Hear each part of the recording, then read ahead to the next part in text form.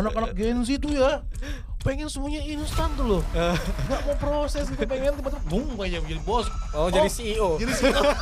Nah, sebenarnya dunia tidak pernah menunggu kita itu siap.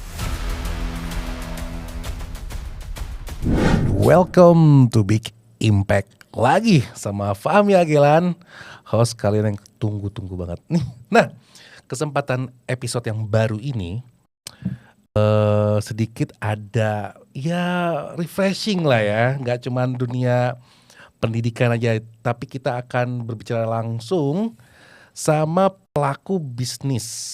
Nah, sebelum ke arah sana, kalau kalian suka lihat gue jalan-jalan ke Cina di Instagram gue atau di nggak punya YouTube sih ya, yang jelas di Instagram gue di medsos biasanya suka jalan-jalan ke Cina. Nah, gue kasih tahu nih siapa yang akhirnya ngenalin Cina ke gue, yang udah bawa gue ke Cina, dan akhirnya Cina ini membuat saya tuh takjub lah, bener kalau Cina tuh lebih maju 2050. Nah, gue gak mau panjang lebar lagi, langsung dengan Pak William Rahaditama. Woi. Nah, ini pelakunya nih yang udah bawa saya jalan-jalan ke Cina sampai udah kemana aja ya, udah ke Shenzhen, Beijing, Guangzhou, Shanghai, Ya. kita Hefei sampai ke mana tuh, tembok Cina. Beuh, itu seru banget. Akhirnya dialah yang membawa saya nih ke Cina. Nah, menarik di sini kita akan bahas itu ya hari di episode kali sekarang, mau bahas itu karena banyak banget nih pertanyaan-pertanyaan orang-orang yang akhirnya, Kak mau mesen ini dong, Kak mau mesen ini. Kayak lu jangan seakan-akan gue tuh kayak warung gitu, kayak mau mesen-mesen. Kayak just tip ya. Kayak just tip. Sorry, kita tuh mainnya kontaineran ya. bukan just tip kayak gitu-gitu. Enggak.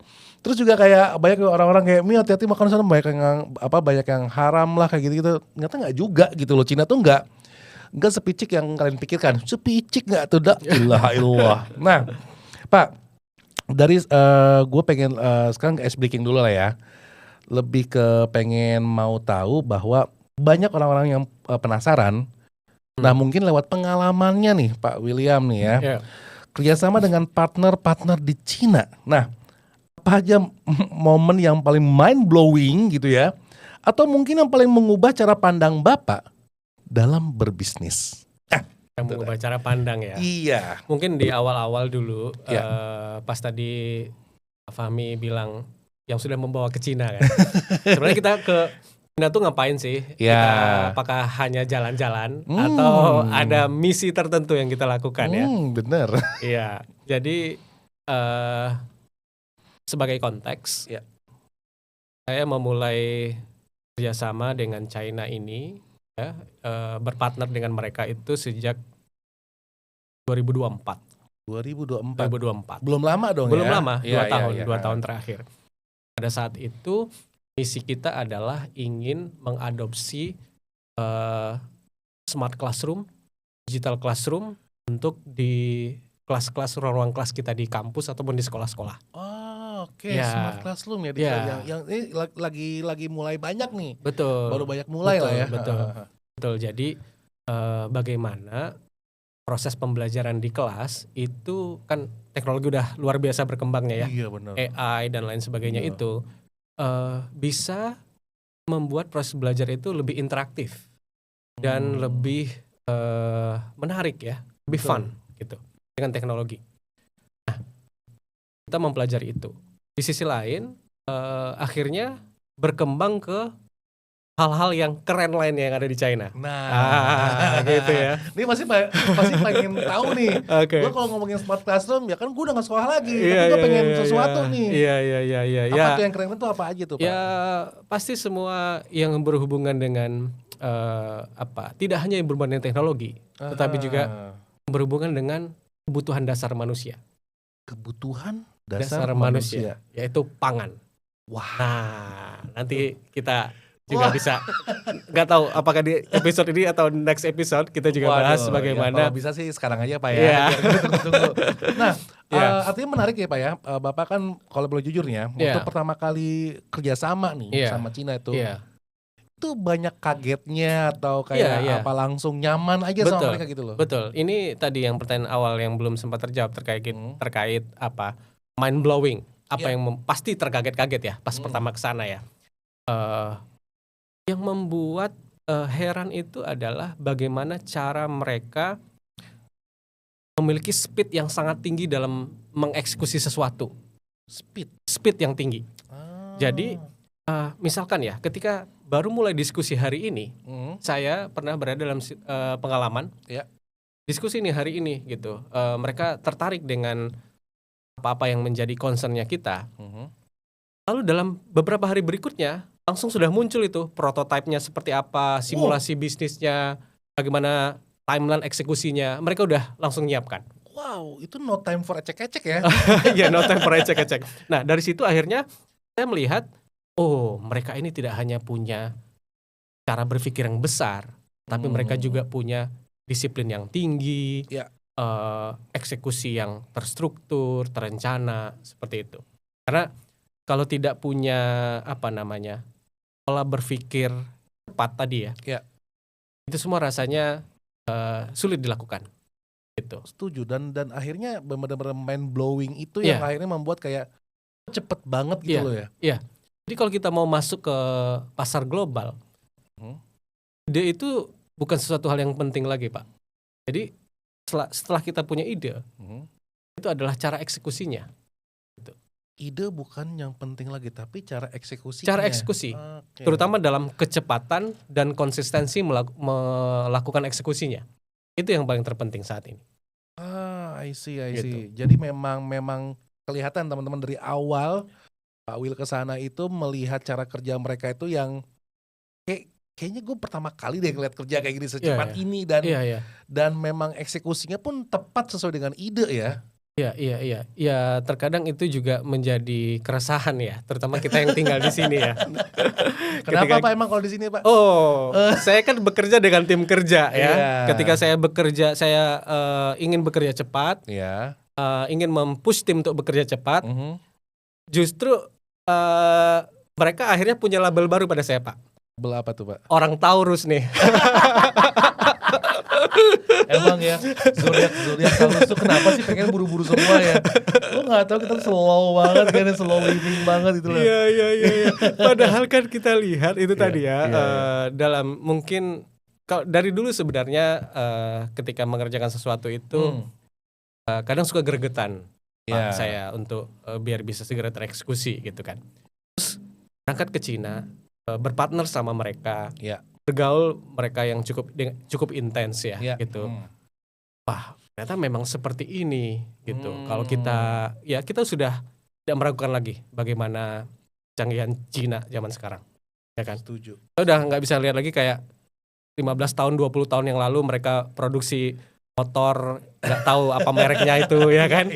Sekarang mobil Cina luar biasa kan? Gitu. Bahkan bisa mengalahkan brand-brand global. Dan gak mahal ya. Ya, itu hebatnya mereka. Saya juga bingung tuh. Jadi dengan teknologi itu tidak hanya bisa menghadirkan solusi yang lebih dibutuhkan, tetapi juga bisa mengurangi cost biaya yang berdampak pada akhirnya konsumen membeli dengan harga yang lebih rendah. Ya. Nah, sekarang pengen pengalaman nih Pak. Kan dari tadi kan kita ngomongin tentang gambaran besar gimana cara orang bekerja di sana Pak ya. Nah, tapi pasti ada kesulitan dan tantangan nih, ya kan?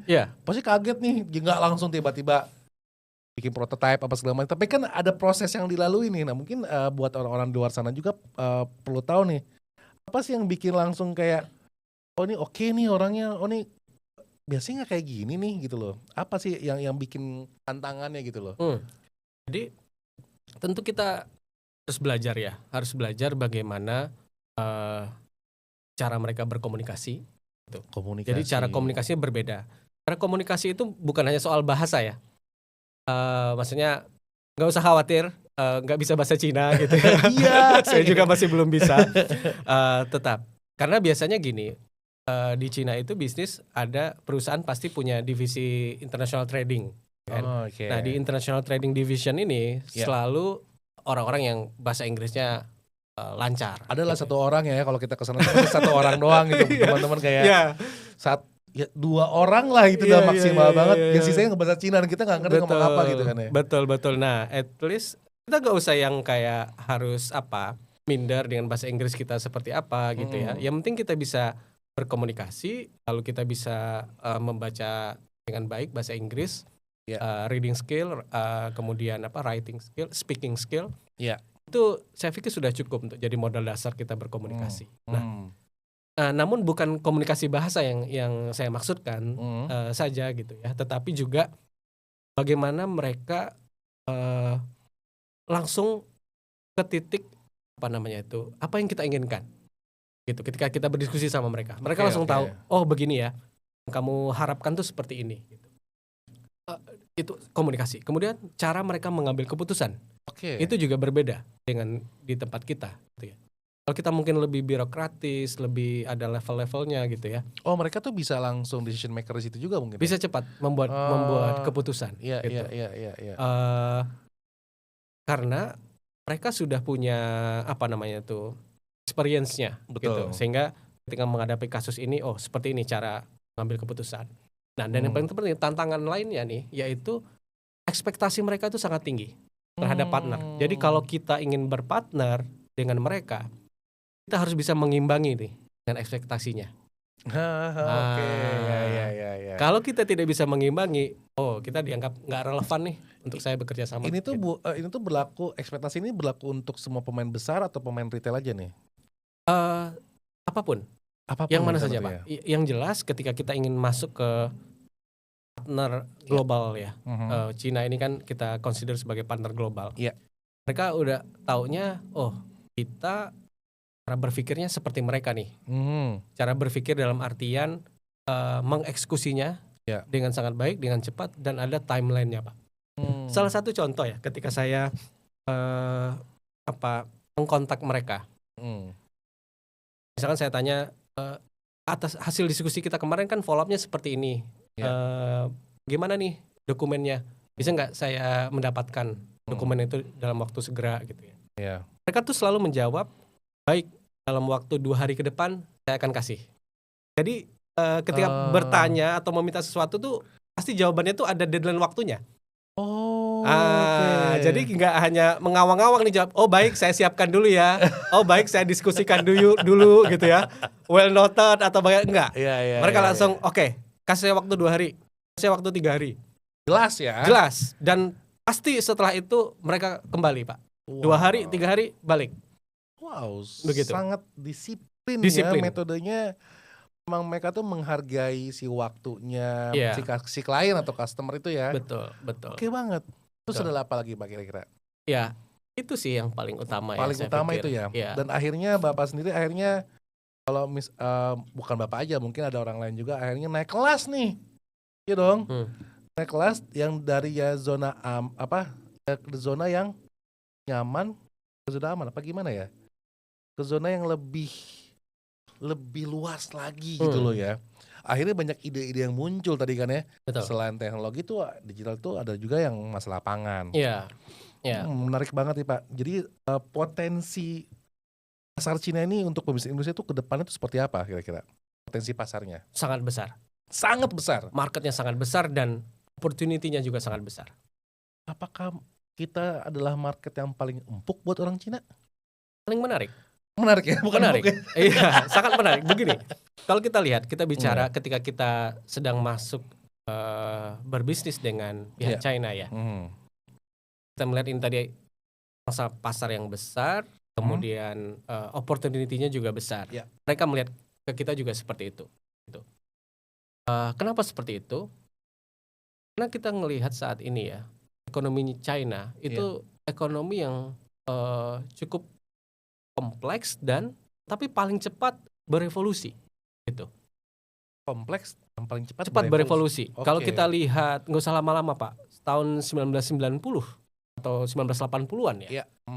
Cina itu tidak seperti sekarang gitu. Ketinggalan sama kita nih ya. Bahkan ada yang bilang seperti itu.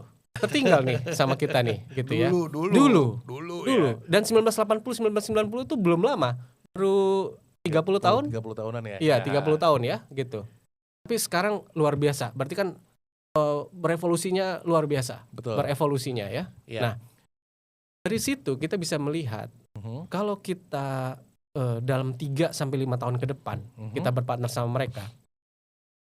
Pertama, mereka ini sangat cocok menjadi strategic partner. Strategic partner yang Iya, paling cocok. jadi maksudnya pertama. strategic partner itu partner yang tidak hanya pasif gitu, Oke. tapi dia juga akan memberikan arahan-arahan strategis. Kita harus seperti apa? Dia malah ngasih ide juga gitu Dia loh. tidak hanya ide tapi bagaimana mengeksekusinya. Mengeksekusinya pun dia juga bantuin. Dia akan bantu. Wow. Strategic partner. Yang Wow. kedua, dia juga bisa menjadi teknologi driver. Jadi setelah mereka punya teknologi, mereka lakukan riset bertahun-tahun, Iya. mereka tidak pelit untuk berbagi teknologi itu. Tentu ada term and conditionnya ya. Ya. Kita pasti. sudah benar-benar dipercaya dulu gitu ya. Baru pelan-pelan mereka akan ngajari teknologi transfer kepada kita. Jadi setelah strategic partner, teknologi driver, berikutnya adalah benchmarking global dalam execution speed. Nah tadi Nah, kata kuncinya, iya. kecepatan mengeksekusi. Cepat mengeksekusi. Kalau kita sudah berpartner sama pihak China, ya kita harus terbiasa dengan cara speed eksekusi yang cepat. Tak. Iya, iya. Gitu. Tapi menarik tadi adalah bahwa mereka akan memberikan sebagai memposisikan diri sebagai strategi partner. Kalau mereka udah percaya sama kita nih, Betul. itu kan ngebangun kepercayaan itu kan nggak mudah. Yes. Pengalaman Bapak nih, Ya. gimana sampai si Cina ini punya rasa percaya kepada Bapak nih. Kan tadi kan mereka tuh kan kayak belum dibahas adalah mereka punya ekspektasi yang tinggi nih. Benar. Tapi gimana menyimpan rasa kepercayaan itu kepada pihak Cina? Mungkin yang lain juga pengen tahu tuh Pak. Iya. Jadi trust itu pasti dibangunnya tidak cepat ya, butuh waktu. Iya. Trust itu dibangun butuh waktu. Nah, namun mereka juga sebenarnya tidak hanya kita yang butuh mereka juga sangat butuh kita loh. Gitu. Kenapa kita penting atau seksi di mata mereka? Oh. Pertama, demografi Indonesia itu luar biasa. Demografi muda. Usia muda dan produktif kita itu 60-70% ya kalau nggak salah ya. Gitu. Oke. Sehingga itu adalah sumber daya yang sangat menarik untuk mengerjakan sesuatu. Karena usia produktif, anak muda masih bisa dibentuk, masih bisa belajar dan kemudian diarahkan. Oke. Demografi. Yang kedua, kekuatan kita di sumber daya alam. Gitu. Kita punya resource pangan yang sangat baik. Betul. Resource pangan yang kalau mau digali itu luar biasa, lumbung pangan dunia.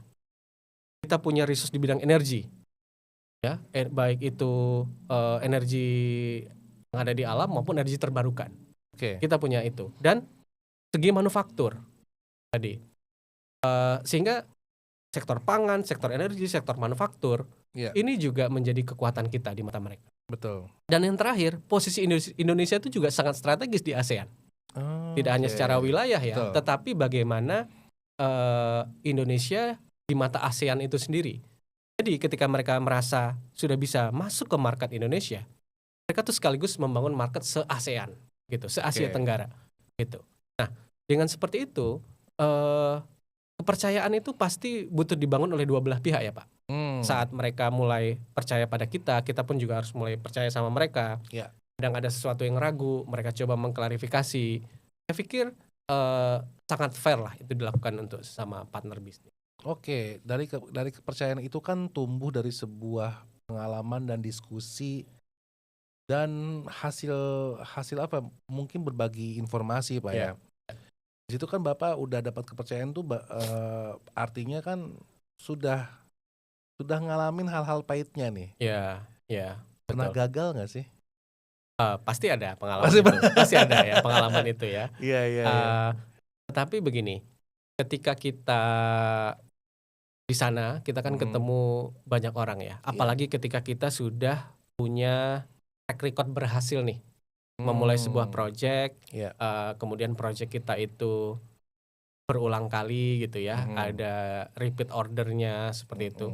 Banyak pihak yang kemudian mendatangi kita itu Pak, gitu, mendatangi untuk wah ini bisa nggak nih? Cari muka ya. Ya, namun mendatangi ini juga masih positif ya. Mereka ya. membawa sesuatu gitu. Nah, ada beberapa program atau ide-ide bisnis yang dibawa ke kita, namun belum berhasil kita eksekusi. Faktornya kalau saya lihat lebih banyak di kita sih yang belum siap. Gitu. Kitanya yang belum ready. Belum ready. Malah. Ketika ada satu partner nih ke saya Pak, misalkan dari industri lain ya, di luar teknologi lah. Nah, apa sih barang yang nggak dibawa dari Cina? Hampir semua jadi made in China, ya kan? Kita coba masuk ke sini nih, pengen menawarkan ke pangsa pasar Indonesia gitu ya. Saya coba menghubungkan karena kita punya kenalan dengan partner-partner strategis yang ada di sini. Saya coba menghubungkan dengan mereka seperti itu. Nah, ketika kita sudah mencoba menghubungkan, ternyata calon partner yang di Indonesia ini yang belum siap dengan eksekusi yang cepat tadi. Gitu. Mungkin kalau di sini kan butuh rapat berapa kali gitu ya, pertimbangan, ada birokrasi. Di hotel ini, di hotel itu, ada uang sakunya, lebay lo semuanya. Iya, jadi ya itu tadi perlu apa? Mereka juga akhirnya kalau mau berhasil itu ya memang ketemu partner yang punya visi yang sama. Ya, Pak William tuh kan memang berpengalaman dalam bidang startup, inovasi bisnis gitu kan, bisnis development juga, kemitraan juga gitu ya. Nah, masih banyak nih anak-anak milenial atau anak-anak Gen Z juga ya, pengen mulai nih kan, masih pengen mulai bisnis yang baru dengan Cina. Karena udah gampang banget kan kontak mereka gitu, udah sangat mudah banget. Nah, menurut Pak Will nih, apa sih pondasi krusial untuk startupnya kita tuh? Ya, banyak sekali anak-anak muda atau siapapun ya ingin menjadi founder gitu ya, ingin membangun bisnis. Iya, sekarang maaf saya potong Pak ya. Anak-anak Gen Z tuh ya pengen semuanya instan tuh loh, nggak mau proses gitu, pengen tiba-tiba bung aja jadi bos. Jadi CEO. Jadi CEO. Iya jadi CEO. Jadi kayak pengen, gue sih pengen ketemu sama cowok kaya, gue nggak mau sama cowok-cowok yang, ilah siapa aja sih gitu kan ya. Iya kan? Lanjutin Pak. Iya. Jadi biasanya semua orang juga punya ide. Saya mau ide bisnis ini. Sekarang lagi hype misalkan apa itu Pak? Foto box instan itu loh. Di event-event ya misalkan ya. Saya mau bisnis ini nih gimana gitu ya. Atau saya mau buka coffee shop. Saya mau apa ide itu banyak sekali. Gitu. Dan terus terang ide itu bukan hal yang mahal loh zaman sekarang. Bukan sesuatu yang diamond.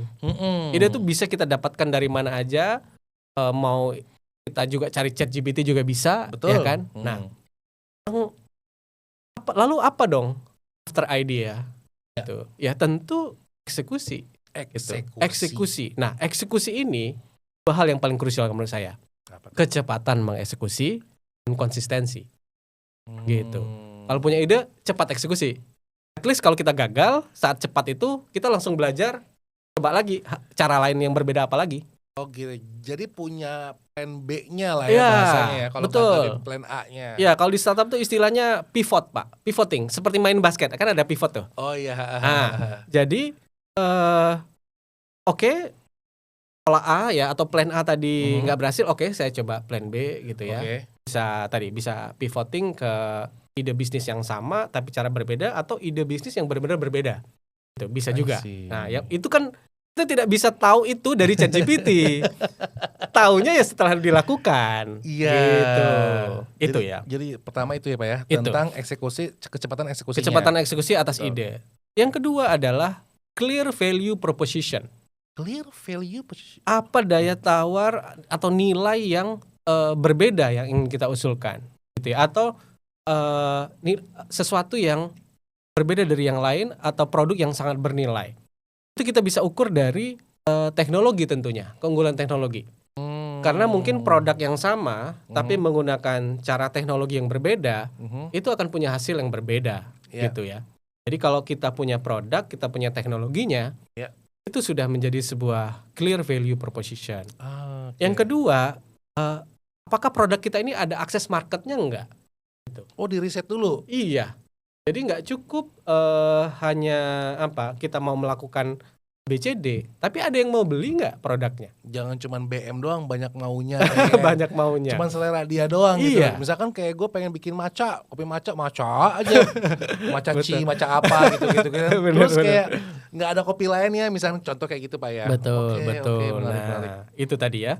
Jadi eksekusi, kemudian value proposition yang jelas, dan yang terakhir adalah menjadikan, kalau kita tadi mau berpartner sama pihak China, menjadikan mereka ini sebagai bukan pesaing kita, ya, tapi gateway untuk masuk ke pangsa pasar yang lebih luas gitu. Karena tidak hanya kita yang butuh mereka, tapi mereka juga butuh kita. Pasti dengan begitu kita akan bisa menjadi partner yang menarik. Oke. Karena memang sejak awal Indonesia ini sangat menarik bagi siapapun, tidak hanya bagi China. Wow. Ini udah mulai anak-anak lagi bingung nih, akhirnya punya muncul ide-ide yang lain. Tapi ini harus diperhatikan teman-teman sampai episode ini selesai ya. Iya. Karena memang banyak insight dari Pak Willy dan pengalamannya, dan sudah melakukan beberapa proyek-proyek besar yang ada di China juga. Nah, Pak, selanjutnya nih Pak, apa sih blind spot terbesarnya gitu? Iya. Baik. Kita bicara blind spot, kita bicara tantangan sebenarnya, ya kan? Apa tantangan terbesar kita? Pertama, China itu marketnya memang terbuka luas, siapapun bisa masuk, ya kan? Tetapi mereka juga punya aturan yang cukup terstruktur, gitu. Maka kita harus mempelajari itu. Ya, soal regulasi, kita harus pelajari. Dia ekonominya terbuka, tapi tetap punya regulasi yang ketat. Kita harus penuhi itu. Yang kedua adalah jangan sampai salah baca budaya bisnisnya. Oke. Menarik nih. Nah, budaya bisnisnya jangan sampai salah baca. Iya. Budaya bisnis yang saya alami, pengalaman saya adalah mereka itu lebih suka membangun bisnis itu jangka panjang dan membangun trust itu terlebih dahulu. Kita nih ketemu awal ya Pak. Kita nih ada bakat untuk dipercaya apa enggak sama mereka? Loh, mereka tuh bisa langsung kebaca gitu? Pasti. Karena kan mereka udah ketemu sekian banyak orang. Mereka sendiri penduduknya kan luar biasa banyak. Jadi udah paham karakter-karakter manusia. Betul sih. Ditambah lagi juga banyak orang-orang asing, orang-orang luar yang juga ke sana kan. Iya. Jadi pastilah mereka udah punya mungkin trigger point untuk orang ini bisa dipercaya. Gitu. Jadi budaya bisnis di sana adalah trust itu paling penting. Gitu. Nah, selanjutnya kita mungkin bisa memberi impresi di tahap awal, tapi berikutnya trust itu terbangun dengan track record, dengan jangka panjang, gitu ya. Gitu. Kalau di sana bukan orang dalam nih Pak. Maksudnya? Saya nggak tahu Pak. Emang di sini pakai orang dalam semua ya? Ada yang bilang, sekuat-kuatnya tenaga dalam lebih ampuh lagi orang dalam. Ya, lucu. Gitu. Trust, bisnis dibangun dengan trust. Yang ketiga adalah seberapa adaptif kita. Terkadang barang atau sesuatu yang berhasil di Indonesia belum tentu berhasil di Cina. Sesuatu yang berhasil di Cina belum tentu juga berhasil di Indonesia. Nah, yang diperlukan adalah beradaptasi, gitu. Adaptasi dan lihat konteks lokal. Gitu. Contoh misalnya kita mau bicara soal pangan tadi ya. Pangan mereka kan luar biasa. Dan 90% lebih kebutuhan pangan di Cina itu disuplai oleh mereka sendiri. Dengan teknologi mereka, plus mereka juga mengekspor keluar. Ya kan? Nah, dengan menggunakan misalnya mereka bertani dengan teknologi pertanian mereka dengan teknologi, dengan riset, dengan benih yang unggul. Itu ketika dibawa ke Indonesia perlu banyak penyesuaian. Karena kita pun juga sebenarnya kan punya pengalaman pertanian yang sangat panjang. Betul. Kita juga pernah swasembada beras dan mungkin saat ini masih swasembada pangan, swasembada beras gitu ya. Namun ketika nanti teknologinya dibawa ke sini, tetap harus disesuaikan dengan pola yang ada di sini gitu. Dan cara menyesuaikannya ya kita harus mengedukasi, harus terus-menerus memberi arahan yang jelas dan memberikan bukan janji ya, tapi kalau kamu melakukan dengan cara-cara yang sudah kita Ya. arahkan, kita berikan seperti ini loh teknologinya, itu nanti yang dapat untung kamu sendiri sebenarnya. Oke. Karena secara pengalaman produk yang dihasilkan itu bisa lebih berkualitas, tetapi juga cost atau biaya itu lebih rendah kalau kita mau beradaptasi. Begitu. Wow. Nah, teman-teman, jadi jelas banget untuk misalkan bergabung atau memulai berbisnis sama China itu sebenarnya gak sulit sebenarnya kalau kita misalkan memang bisa pelajarin semuanya. Nah, untuk pelanjutan Pak, untuk masa depan nih Pak ya, pertanyaan selanjutnya adalah apakah sustainability-nya sudah jadi syarat? Ya sudah jadi syarat gitu loh Pak.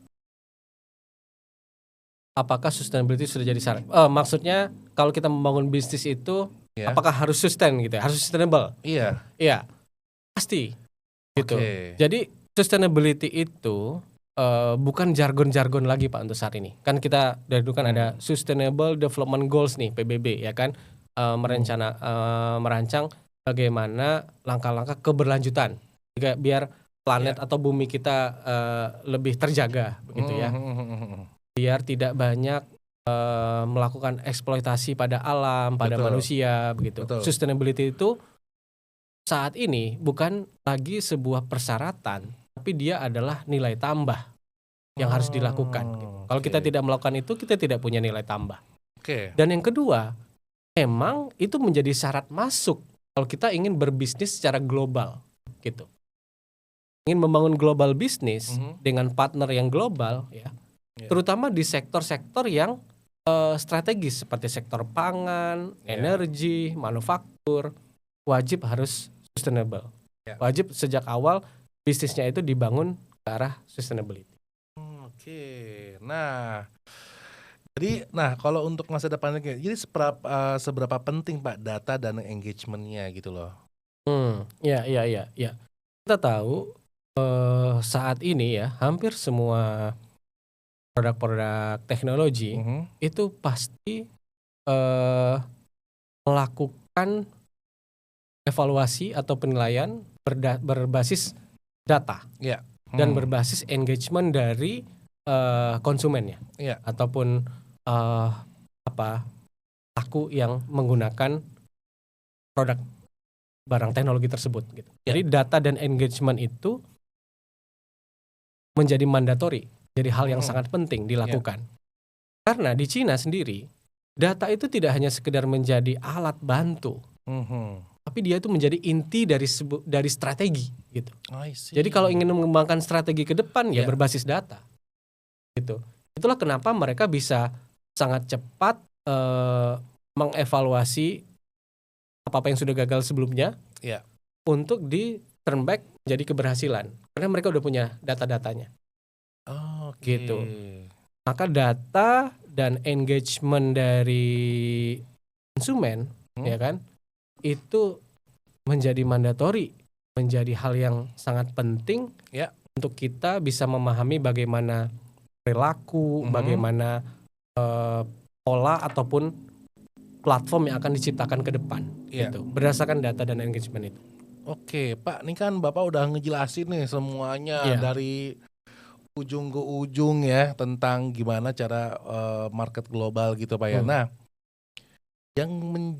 mungkin audiens nih pengen tahu juga nih. Pak William udah bawa apa aja nih, apa hal-hal menarik apa yang akhirnya dibawa ke Indonesia dan akhirnya masih sampai sekarang dilakukan gitu loh Pak. Apa aja Pak? Bagaimana produksi beras ataupun produksi padi ya di Cina itu bisa luar biasa secara kuantitas maupun kualitas. Itu pun kita bawa ke sini. Kita lakukan prototipenya, ujinya di Indonesia ya, masih dalam rangka riset. Itu kita dengan kampus BIM University dan juga bekerja sama dengan Universitas Brawijaya Malang yang punya Fakultas Pertanian. Itu kita bagaimana proyek ketahanan pangan, karena itu juga program pemerintah ya. Betul.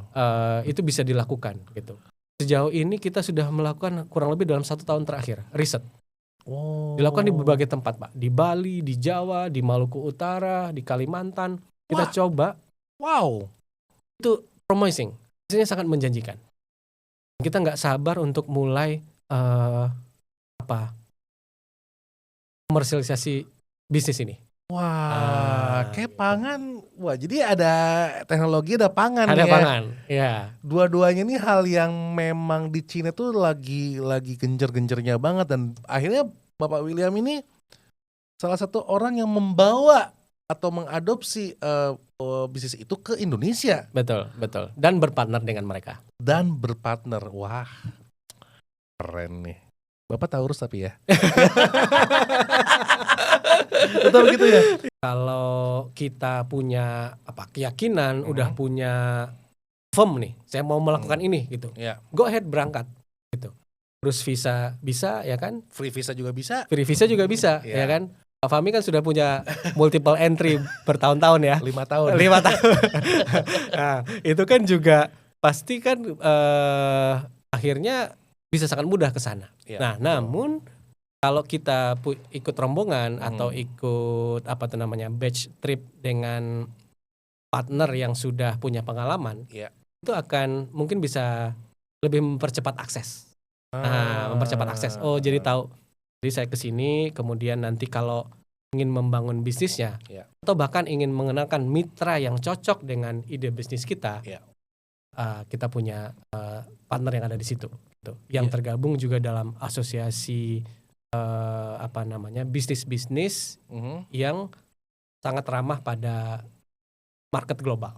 Nah, mungkin Gitu. orang-orang juga mungkin tahu bisnisnya, Iya. udah tahu mau beli apa, Betul. cuman mungkin bingung kirimnya gimana ya. Ya, Mungkin betul. dari Pak William juga bisa kasih rekomendasi atau menggunakan jasanya Pak William juga ya, lewat tim-timnya juga gitu kan ya. Iya. Kita ada kenalan untuk itu. Ada Betul. kenalannya. Nah nih Pak, menurut Pak sekarang Pak, wow, ini langkah konkret apa nih Pak yang harus dilakukan buat para pebisnis muda yang pengen lihat market global Pak? Ya. Baik. Karena tadi kita bicara dalam konteks berpartner global dengan China kasusnya ya.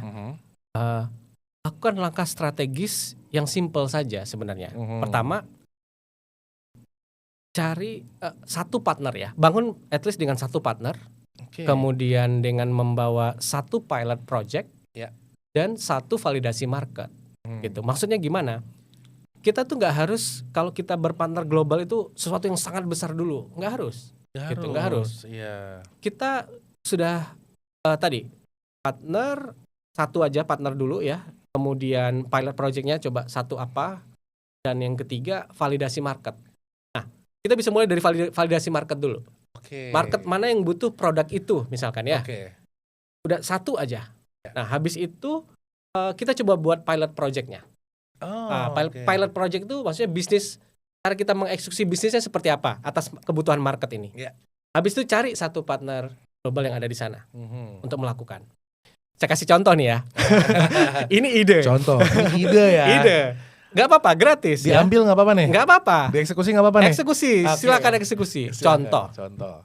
Kita lihat Pak Fahmi banyak lihat ada lampu-lampu penerang jalan, pinggir-pinggir jalan. Iya. Berapa banyak itu yang masih pakai PLN? Banyak kan? Banyak banget. Bukan yang lampu di kota-kota deh, di desa-desa. Ya, Nah. masih tahu banget. Iya. Iya kan? Sekarang kita bisa nggak menawarkan lampu teknologi surya? Jadi nggak perlu pakai PLN. Oke. Kita tawarkan itu lampu penerang jalan berteknologi surya, dia nggak perlu PLN nih, nggak perlu listrik karena dia pakai tenaga surya, ya kan?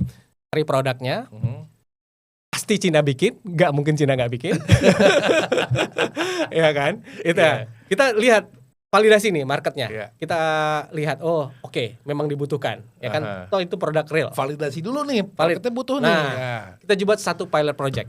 Nah, misalkan kita mau coba di satu desa atau di satu kecamatan, kita riset nih, kecamatan A butuh 100 lampu.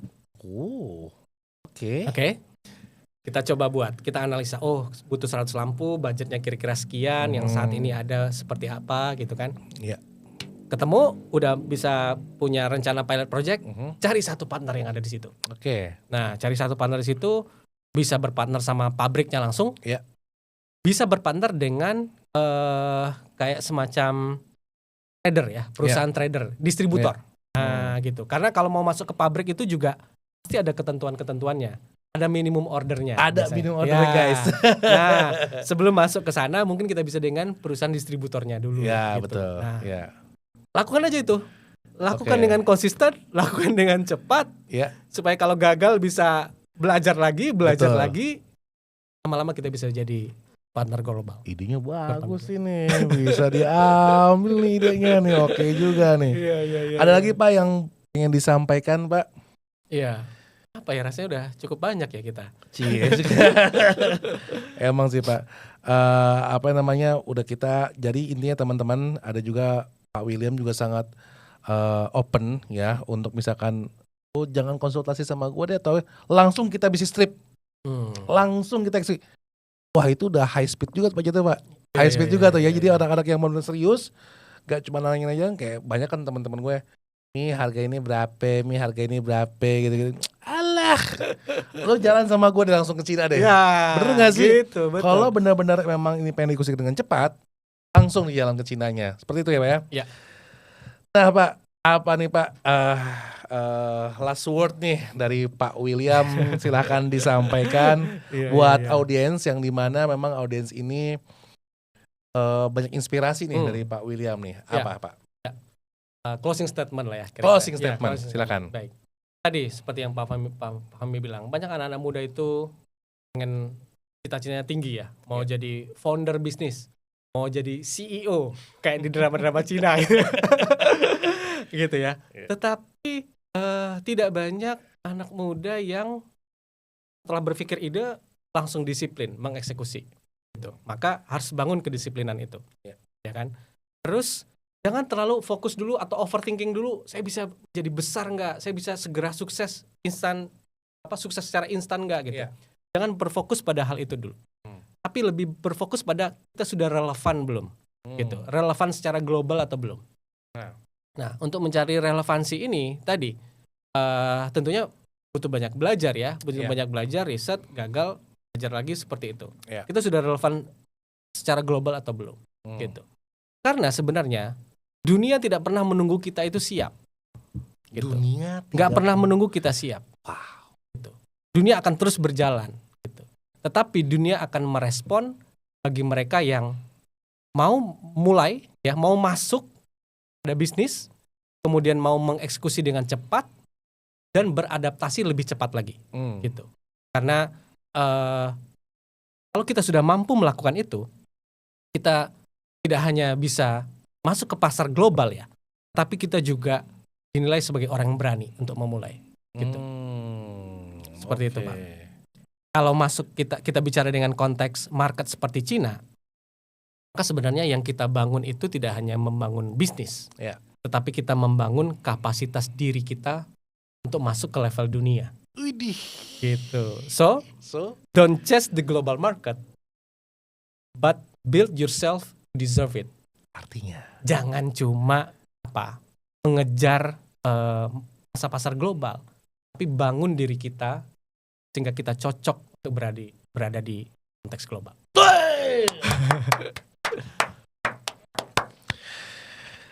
Cah, daging nih, ini obrolan daging nih, enak nih. Nah, jadi teman-teman, videonya saya skip dulu nih. Nah, buat teman-teman yang ingin melakukan bisnis trip ke China, yang mau bisnis, mau berbau kayak berpendidikan, itu bisa banget. Pendidikan, bisnis, segala macam pokoknya. Kita open nih buat teman-teman yang mau melakukan bisnis trip ke China. Nah, nanti kita akan ajak expert-expertnya. Jadi kita bisa diskusi langsung masalah produknya, masalah harganya, masalah pengirimannya juga. Kita udah ngelakuin dalam setahun itu suka ada 3 atau 4 batch lah untuk bisnis trip ke Cina. Jadi teman-teman yang ingin melakukan bisnis trip silahkan kontak di bawah ini. Oke? Jadi kalau misalkan kamu mau nanya-nanya, mau konsultasi itu boleh banget di kontak yang ada di bawah ini. Thank you guys, kita lanjutin videonya yuk. Oke. Terima kasih Pak William, thank you sharing-sharingnya. Ada yang mau disampaikan lagi? Sudah cukup? Sudah cukup. Tidak sabar untuk mengajak anak-anak muda bermitra dengan China. Cakep nggak tuh? Ya, nggak nyesel si Cina, sumpah keren banget sih. Ya, setidaknya gini, kalau misalkan nggak jadi bisnisnya gitu ya Pak, berangkat dulu deh, lihat dulu peluangnya. Kalau misalkan memang nggak cocok ya udah nggak apa-apa gitu kan. Toh yang rugi kalian juga. Nah, karena dunia tidak akan menunggu kalian berubah. Yes, Yes, yelah. yes. Oke, thank you. Muchas gracias, Ilaliko. Mak salamah. Bye-bye.